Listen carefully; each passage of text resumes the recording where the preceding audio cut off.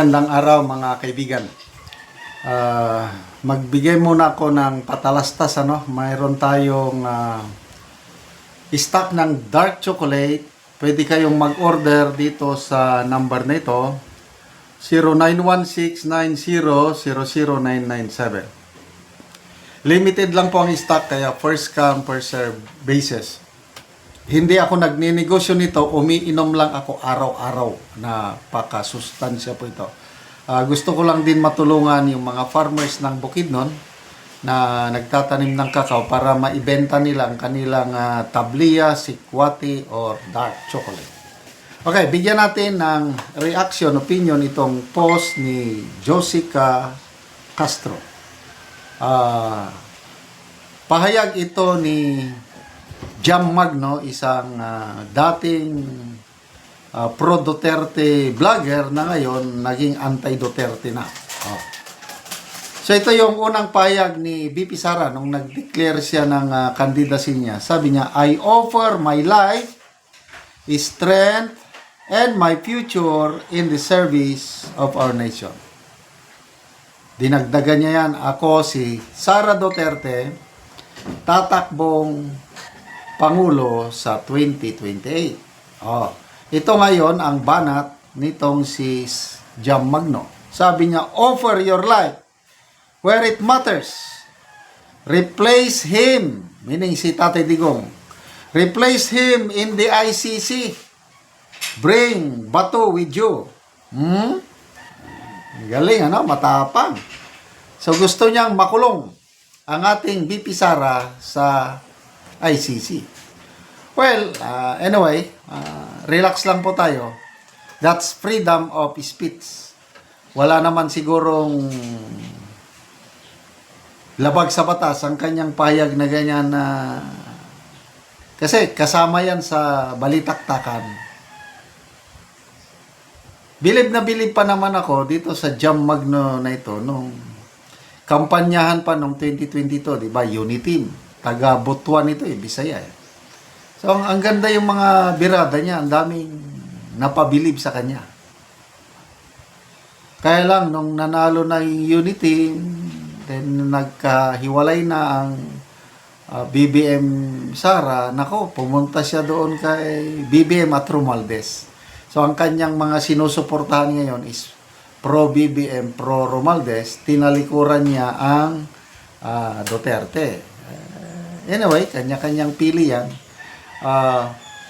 Nainis nga, may maanghang na salita, post ni Attorney Roy Nagwanson. Kasi sabi nitong Jam Magno na ito na, how can I support a president na alam ko mas matalino ako?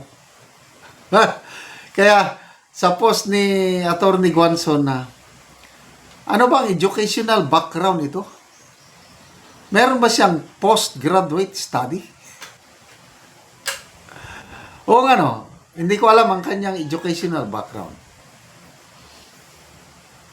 Ano bang natapos na kurso? Ayun, postgraduate, may masteral ba? May si BP Sara, abogada eh. At hindi lang basta-basta abogada, nakapasar na siya ng pre-judicator training, something like that. Yung lahat ng huwes ay abogado. Ayan. But hindi lahat ng abogado ay magiging huwes. Piling-pili ang mga abogado na magiging huwes. So papasa ka sa exam, then mag-aral ka sa parang Judicial Academy. Nakalimutan ko yung pangalan ng academy na doon nag-aaral yung magiging huwes. Si BP Sara, abogado na siya, nakapasar sa exam, nag-aral siya sa Judicial o Judicator Academy. And then, pasado. So, ang projection, ang trajectory niya is parang gusto niyang maging huwes. Naputol lang siguro, ito, opinion ko na lang, hindi ko alam anong nangyari.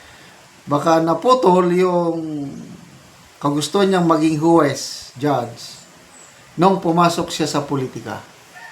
nung naging vice mayor. Parang ganun. So, hindi basta-basta ang abogado itong si BP Sara. Kaya ang tanong nga dyan is, ano kaya ang ipinagmamalaki ng Jam Magno na ito na sinasabi niya na mas matalino daw siya kay BP Sara. But anyway, wag na kayong masyadong doon. Parte yan ng ang pikon talo. So, tingnan natin ang mga reaction, people who reacted. 5,300 ang nag-react. 4,200 ang tumatawa. 1,000 lang ang nag-like. So, ilang percent yan? Mga 80% hindi naniniwala dito kay Jam Magno. Ano pa yung sabi niya na yung pag-declare daw ni BP Sara ng presidency ay hindi para sa Filipino citizens, hindi para sa taong bayan. Yung deklarasyon niya na yan is pananakot lang sa mga kongresista na magtatalakay na sa kanyang impeachment.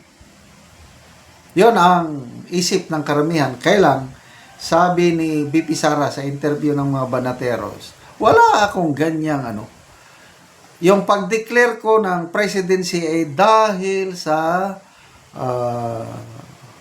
request daw ng mga tao. Dahil sinasabihan daw siya palagi sa iba't ibang lugar na mapunta niya, lumaban ka, may security guard pa nga daw na, I don't know kung saan ito, ba sa Davao. Wala man lang daw pasabi na, ma'am, o BP, wala lang. Basta pagdan daw niya sa gwardiya sa 7-Eleven, pagdan niya nga, sabi ng security, lumaban ka! Bigla daw siya, lumaban ka! Yun, dahil sa claymore ng mga tao sa iba't ibang lugar na napupunta niya, ayun, pinagbigyan niya na ang claymore o sigaw ng taong bayan na lumaban na siya. Although, matagal na niyang plano na magdeklara, kailan yun daw ang napili niyang hindi daw niya alam na Ash Wednesday yun. So sabi niya, hindi yan para sa mga kuris dahil nasa poder sila ang dami nila tapos ako nag-iisa. Paano ko sila tatakutin? Anyway, good luck sa iyo, Jam Magno. Galingan mo. Sana manalo ang kandidato nyo sa 2028. Pag hindi, alam mo na. Salamat mga kaibigan sa inyong pagsubaybay sa ating channel. Nakakatulong kayo ng malaki sa Tribong Talandig ng Bukidnon dahil ang income natin sa channel na ito is pantulong sa tribo. Namimigay tayo ng libreng yero at pako para makapagpatayo sila ng mas magandang tirahan. Panoorin nyo ang video na ito. O karon mao na ni ang matabagan og yero si Lola.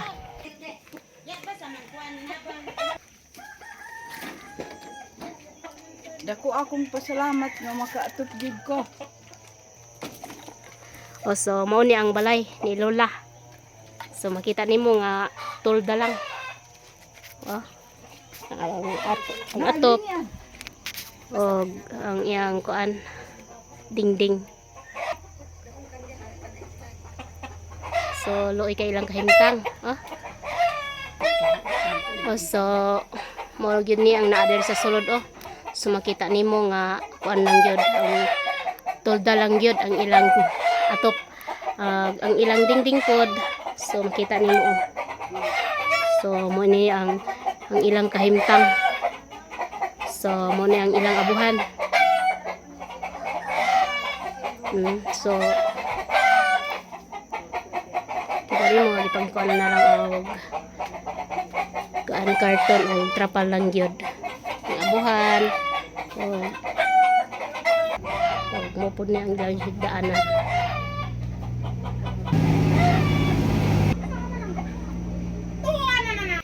Og karon unsay imong masulti nga natagaan mo gyero nga tulda lang di ay ang inyong balay? Nagpasalamat ko sa Ginoo nga ikaw gid ang gihimo nga instrumento nga mahatagan gid mi og sin nga makaatop sa among balay. So makaatop na gyud mo kay tulda lang gyud og pilpod ang dingding ba. So Pila na gyud ay ni katuig ang inyong balay nga anong tolda naman lang ang inyong atop. Duha. So duha na ka tuig. Tungod sa among kalisod, kutob ra gyud among panginabuhian sa kaon. Oo, so unsa gyud ang trabaho sa imong bana di ay? So mag-uuma lang siya. So pila na imong edad? So 26 na ka. Sige na kay anak. Naa. Sige. Sige, salamat.